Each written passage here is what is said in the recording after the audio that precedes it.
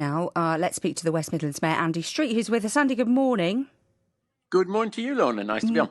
It's great to talk to you. Thanks for being here. Why are so many people continuing to fall through these cracks? So bluntly put, because the designs of the scheme at the beginning did not accommodate everybody. So as you said in your introduction, there is no question the government have put huge support in place for many, many people. The furlough and, of course, the self-employed income support scheme. But let's just talk about who we're thinking about here.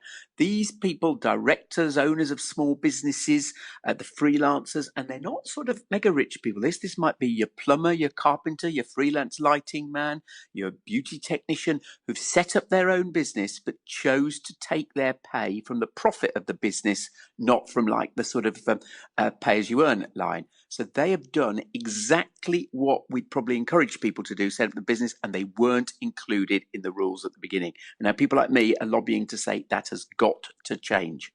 Did the way it was set up then show from the government, from the Conservative government, from Rishi Sunak, did it show a lack of understanding of how the economy works?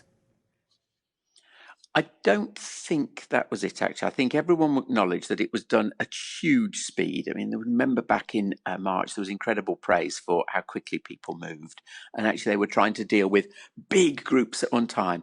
And there's also been, of course, a real concern, and we've heard a lot about this, that there could be some sort of exploitation of the system as well by some. But my own view is that time for those excuses has well passed. And now what organisations like Forgotten, which is a brilliant lobbying group that's come together to work on this alongside the Federation of Small Businesses, what they're now doing is saying to Treasury, here is a really good idea of a solution to how this can be dealt with, which is foolproof, and no one is going to be able to exploit it. So I'm saying to Treasury, along with others, now is the time. You've still got to get this right.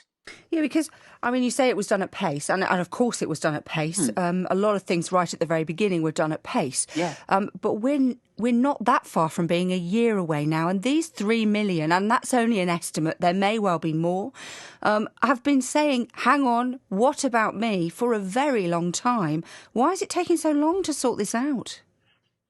That is true. They have been saying it for a long time, and people like me have been saying, all through, there is an issue here that needs to be addressed. I don't actually know why it's taking so long, because I genuinely believe that good proposals have been put to Treasury officials, and it should have been possible by now to come up with something that actually responded to how people genuinely go about their work and take their pay. And I've heard from lots of people across the West Midlands who might be running a small business, maybe employing 5 or 10 people. They get paid as an employee, but the person who actually owns it, or it might just be a sole trader, an individual freelancer, the person who actually owns that is not able to get this access to this cash. So there is a fairness issue here. You're right. Yeah, there is an issue of parity, I suppose, as well. I was hearing the story of somebody yesterday who couldn't claim anything because they'd got a moderate pension, actually, but they were still working. Now they've got no income. They aren't able to get anything else, and it's not enough. So those cracks have been there for a while.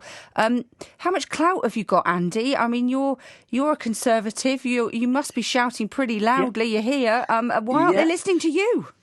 Well, it's not just me, it's me and many, many others, actually. So my own view is that this is beginning to move, actually. And so a concerted campaign with people like me, lots of a number of other Conservative MPs, by the way. There's been there's been proposals in Parliament, discussions in Parliament from a small number of Conservative MPs. And I have to say, the BBC shining a light on this is also incredibly helpful. So my own sense, talking to Treasury ministers, is this is beginning to move. Okay.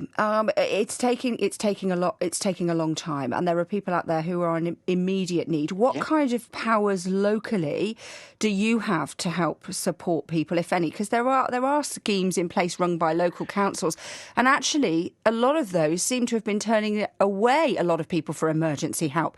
Are we doing enough here?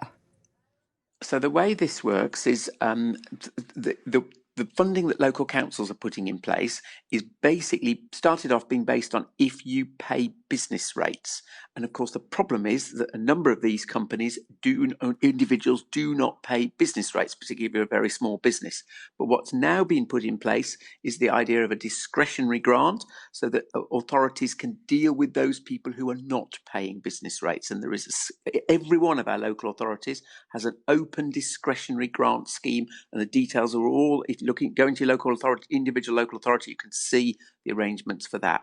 But please, I'm not going to suggest that anything that can be done locally is going to make up for this national provision. The scales of numbers are just completely different, but at least that is there locally. All right, Andy, thanks very much for being with us here on BBC CWR this morning.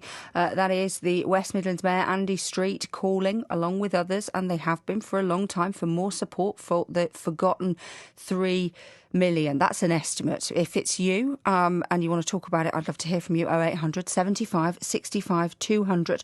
You can text 813.